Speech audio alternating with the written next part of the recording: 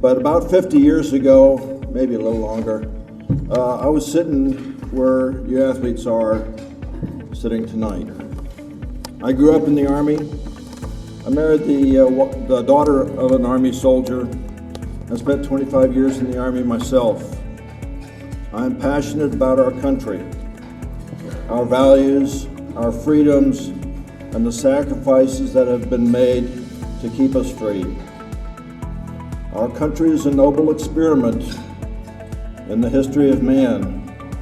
The man can govern himself without resorting to tyranny and preserving our freedoms.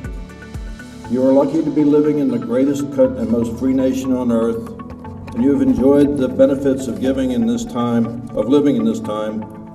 which has allowed each of you to develop your gifts, talents, and skills.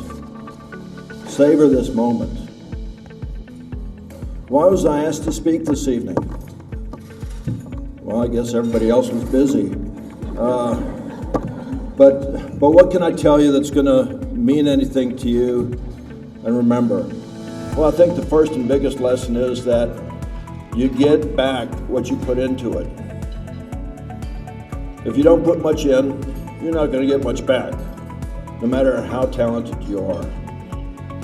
You know, great potential is a terrible epitaph if you don't fulfill that potential.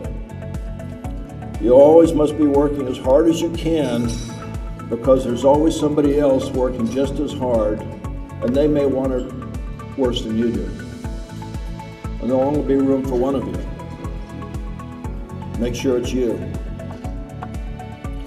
But every patient has taught me something. I've learned from everybody. Things don't always work out or go well the way you had it planned. But even now, after doing this for about 40 years, I plan surgery carefully and I review my anatomy. Those are the fundamentals. You can't forget your fundamentals, much like in sports. Also, as I've preached to my students and my residents over the years, even my junior colleagues, you have to be your own worst critic. Even when you're doing your best and things are going well, you should go back and say, hey, what could I have done better?